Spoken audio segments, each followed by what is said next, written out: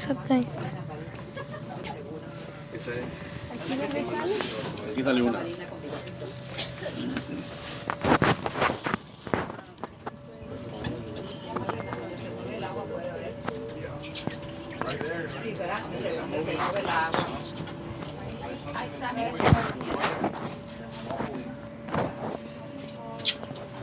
That disturbance in the water that's right in front of that green sign, that is the freshwater discharge for our wastewater treatment plant. Every flush ends here. But the manatees can live in saltwater, brackish water, or freshwater. They You're back there. they have to have fresh water to drink to survive. So they're drinking out of the discharge pipe of the treatment facility. Oh, where the bubbles are. That's where they are.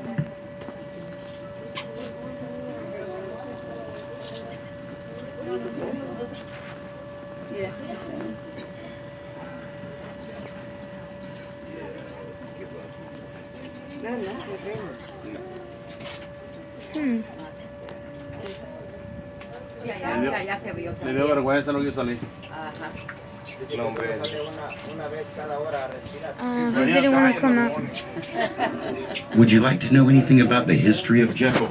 Yes. Oh, Sit down. in 1886, a group of millionaires purchased Jekyll Island.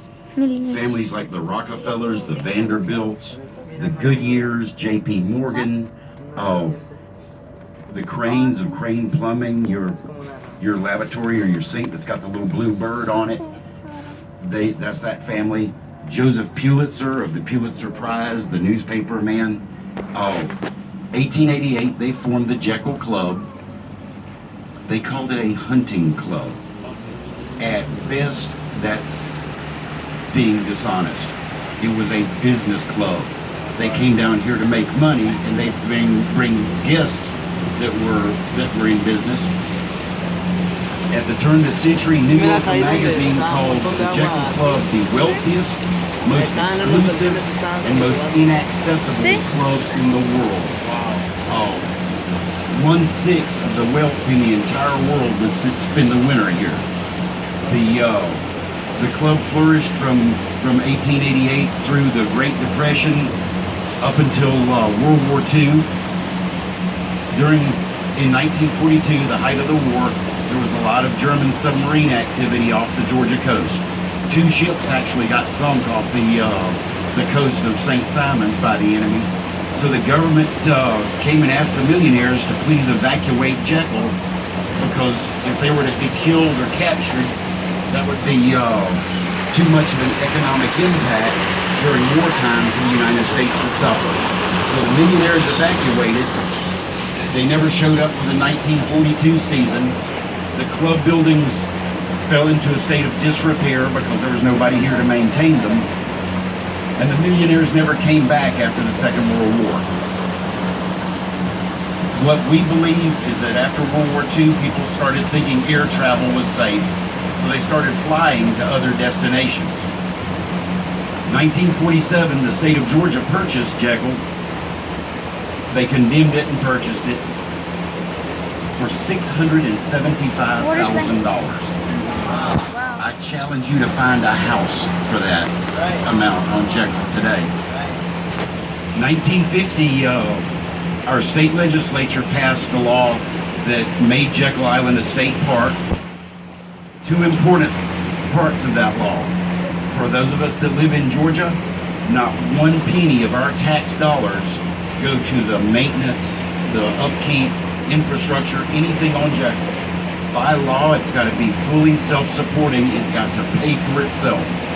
That's why you have that extremely high parking fee to come onto the island. Also, the leases on the land. You can buy a house on Jekyll anytime you want to, but you buy the house, not the land it's sitting on. You have to pay an annual lease to the state of Georgia for the use of their dirt. Also, the other important part of that law is only 35% of Jekyll can ever be developed by law. So 65% of Jekyll will always remain natural. So when his great-great-grandchildren come to visit, it won't look a whole lot different than it does right now. Have you heard of Shark's Tooth Beach? Do you want to hear about Shark Tooth Beach? Yes. This area right here, all the way from those white sailboats to the end of the point, is what we call Shark Tooth Beach. It really isn't a beach, it's a spoil area. Back in 1978, the government came and dredged this channel to make it deeper for sailboats and cruise ships. A dredge is like a big vacuum cleaner that works underwater. It sucks the dirt off the bottom of the channel so cruise ships and sailboats can get through here without running aground. Make sense? But back then, they just dumped the dirt on the shoreline. These last few years, people have figured out that dirt was on the bottom of this channel for tens of millions of years and is loaded with shark's teeth. Oh, dude, that's big. We have a friend that does tours looking for Let me shark's get it. teeth. His name is Jamie Bracewell. He found that one right up there on that Shell Beach. Look at that too. You can pass it around so everybody can take a look. Just please keep it on the inside of the boat. These are the only clean, dry clothes I have today.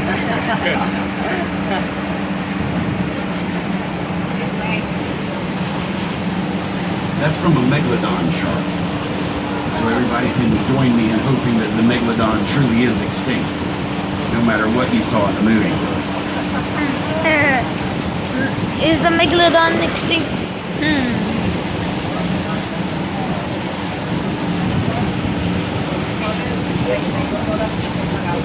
Everyone here lives in Georgia now, right? Right now, yeah. You know that we have the best tasting shrimp on earth here in Georgia. We do. Would you like to know why? Yeah. When the female shrimp goes out to sea to lay her eggs, she will lay 1 million eggs at a time. That's a lot of brothers and sisters. In about 21 days, those little larvae start to look like little shrimp, and they swim into this grass that I was talking about earlier. What they eat for 3 or 4 months of their life is that grass. The old shoots of that grass die off and they fall into the water and they start to decay. That grass is called Spartina alterniflora. We call it Spartina grass for short. It is in the same family as sugar cane. That's why we have the sweetest, best tasting, most nutritious shrimp here of anywhere else on earth. All right. The life cycle is of the Georgia white shrimp is only 1 year long. If he's not on your plate tonight, he's not going to be here for the fireworks next 4th of July anyway. How big is it? How big they get? They can get up to an ounce apiece. Oh, wow. An ounce. Hi, Ma. Hola. Hello, buddy. Did you enjoy it? All right. Trying to look for dolphins.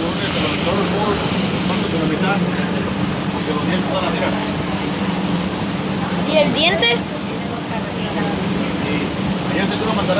They're about to give us a shark teeth they found in the sand. Shark Tooth Beach. That's what they call it.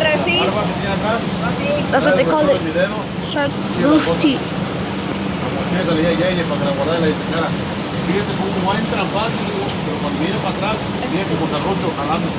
Trying to find some dolphins. Un dolor insoportable, fuertísimo.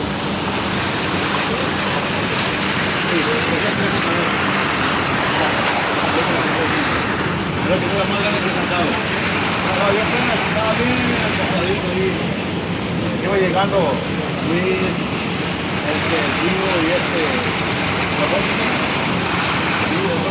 Saúl. Ya está mirando atrás, ¿sí? Sí, y la calle es nuestra.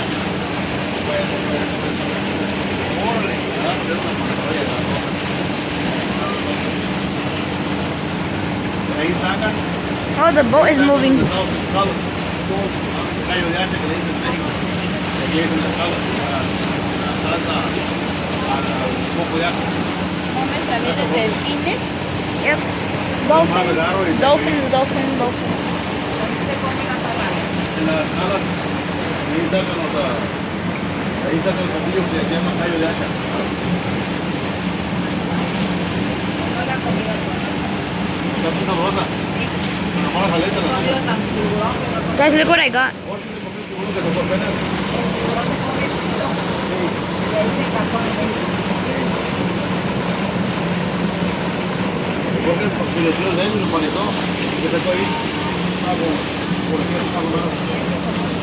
I'll cut the video for the dolphins. Okay, guys? About I just saw a 75 dolphin. yards out. Just saw a dolphin over there. So they found, oh, you do not have to stay in your seats. You can get up, walk around, stand at the rails, anything that you want to do, as long as you don't go overboard. Pueden pararse si quieren. Alex, viene enfrente. No lo veo. Por ahí están Pueden tirar. viendo los- Mira. Allá está. Allá. Where?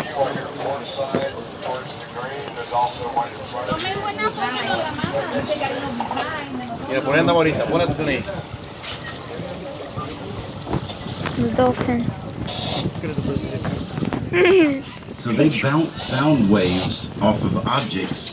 The wave returns, Mira, aquí está uno enfrente. and they can tell Look, where there's the one right object here. is. In front of us. So you cannot run over a dolphin He's with right the there. boat. You can't hit one with the propeller. They know where the boat is, Oh, ahí está. Mira. and know where the Ahí está. propellers are. ¿Ves? These dolphins that live in these waters grow to be about 8 feet long and weigh about 600 pounds. Alexander. And they eat all the time. They will eat up to 10% of their body weight in small fish every single day. Dude, Right really? up here at the bow. Ahí aquí está enfrente. Ahí ponta Luis. They're right here. Aquí está uno enfrente. Ya nos vino a ver. He wants to know if this guy's. Oh, he's right here. Right there? Excuse me. Excuse me. Excuse me, David. I'm trying to see. I barely fit in here. Ok, pasen, tomen fotos del frente, hijo. Yo esto me ¿Para qué vale. van a pasar? ¿Van a mover esto? Sí, ok, watchen. Yo ya tomé fotos, hijo. Toma tú y yo tomé tres. Ahí hay dos juntitos. Vamos, juntos. Excuse me, Marva. be careful with that. That's the door. Ya lo. You made me miss it. Move.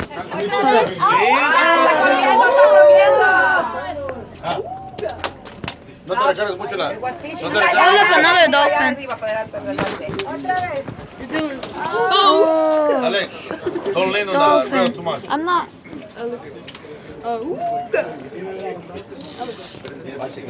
Okay. I want to see it jump up.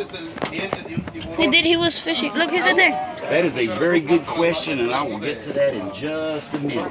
What if we had some of the fish that they eat, and then we just throw into the water? That's a very good question, too.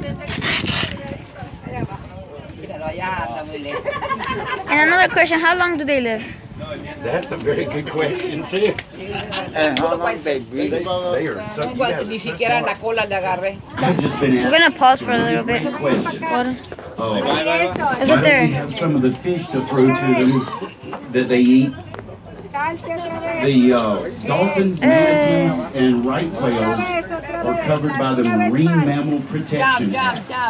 If we were to feed Oh, the that's dolphins or bait the dolphins, we would be facing a $20,000 fine, 1 year in prison, and we would lose our license permanently. What happened back in the 60s and 70s there were tour companies that would feed the dolphins during the tourist season, and when the tourists left, they stopped feeding them. The babies wouldn't learn how to feed themselves, and the population suffered.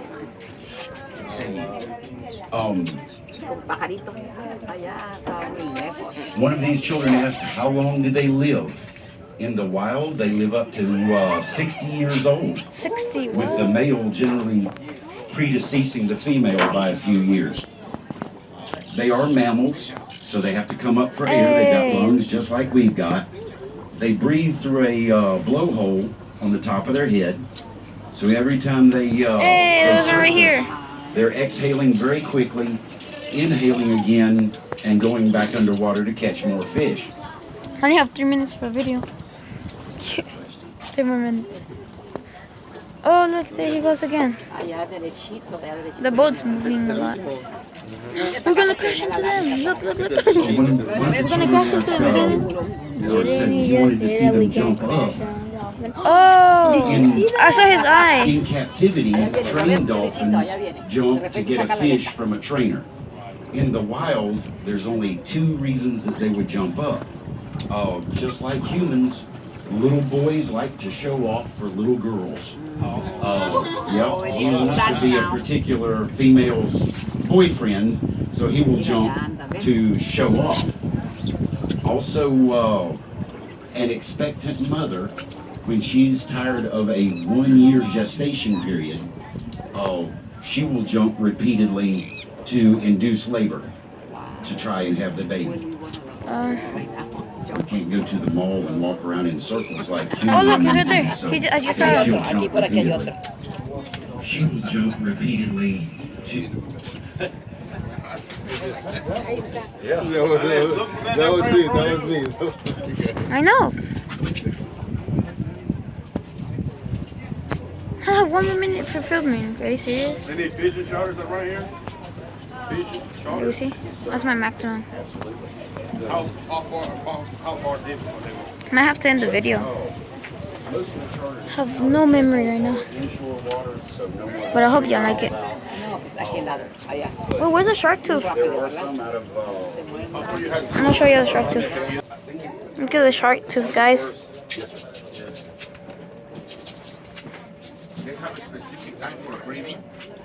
That's a shark tooth. Thank you for asking. Romancing. Pigs, humans, and dolphins. So we see them romance all year long, and we see... Alright guys, I'm gonna have to end the video here. all year long. Look how many my maximum is. 18 minutes.